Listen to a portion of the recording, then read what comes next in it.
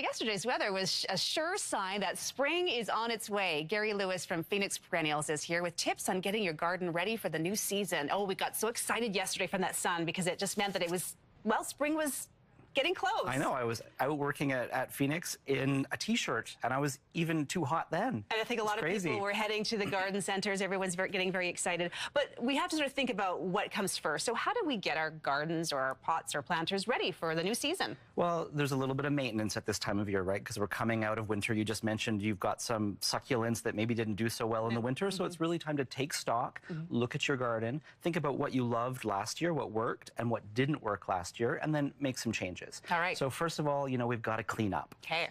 And now is a good time to clean up between now and the end of March because, all of our native bees and little native pollinators and stuff have been hiding in all of the stems and stuff in the garden. Oh. And now they're emerging. So now that they've emerged from their winter homes, we can clean up. Okay, so get rid of the dead stuff. Yeah, exactly. So, these grasses were really pretty all through the winter, but, here's a bouquet for you. Yeah. Yeah, but it's time to get rid of them, right? Sure. It's time to clean up, to let things go. And now is the perfect time to start dividing and moving things. So if something was in the wrong spot, you can move it now. It's perfect. Okay. And so cleaning up, too. So you see, this campanula, it's time to start cleaning up all this dead foliage.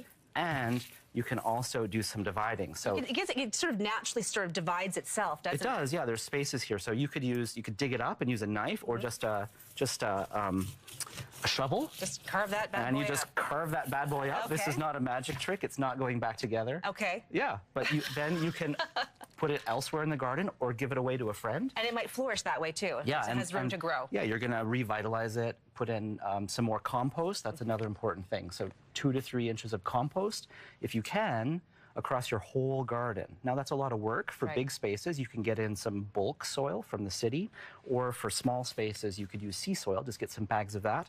And that's going to feed the soil, feed the microbes in the soil, and make your plants healthier and happier. Perfect. And sometimes we have plants that we've been hanging on to because we like them and we hope they make a comeback. We hope that they can stick around, but we've got to cut our losses. Sometimes you've got to cut your losses. So like, this is a plant. At Phoenix Perennials, we don't always grow everything super well.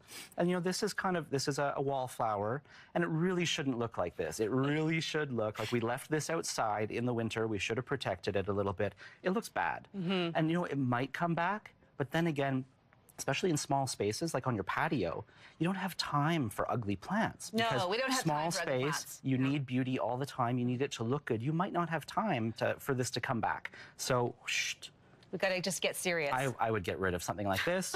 We'd get rid of your succulents that didn't do so well on your patio and cut your losses and move on. Okay. Now, fertilizer is going to be really important. Maybe not right now, but into April. Okay. That's when you're going to want to use your slow-release fertilizer and top dress all of your planters. Okay, so would you put it in the in your soil, or is it on the top? You sprinkle it on the top. This is the smart person's fertilizer. Oh, good. Sprinkle it on the top, cover it with just about a centimeter, ½ inch of soil, and then it releases for 4 months. You're done fertilizing your planters for the entire year. Well, that sounds a lot easier than getting your hands dirty. Okay, I like that. And then, it's time to start planting.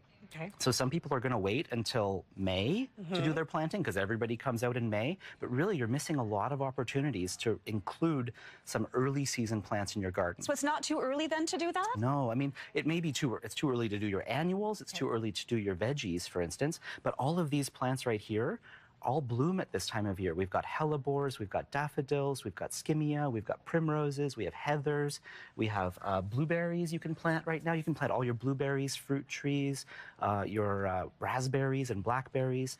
There's all kinds of beautiful spring plants that grow now, they're coming up now, and it's a perfect time to plant them. Okay. So, and if you don't go out to garden centers right now, you're going to miss all these opportunities, and you're going to end up with a garden that only starts blooming in May, and maybe blooms through May, June, and July.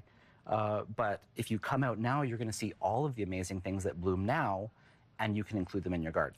That we can extend our growing season. Exactly. You don't want a garden that just looks good for 2 or 3 months. You want a garden that also looks good in January, February, March. Okay. And then, if you visit nurseries in the summer and the fall, then you'll find those plants too to make your garden look good 365 days a year. Lots of opportunity. If we're going to get rid of the ugly, we've got to bring in the pretty early, right? Yeah, we got to bring in the pretty. We need to replace it. And it's about a new spring wardrobe, right? Right. So you need a little lift at this time of year. So you need some beauty. You sure do. Gary, this is great. Thank you so much for getting us ready for spring.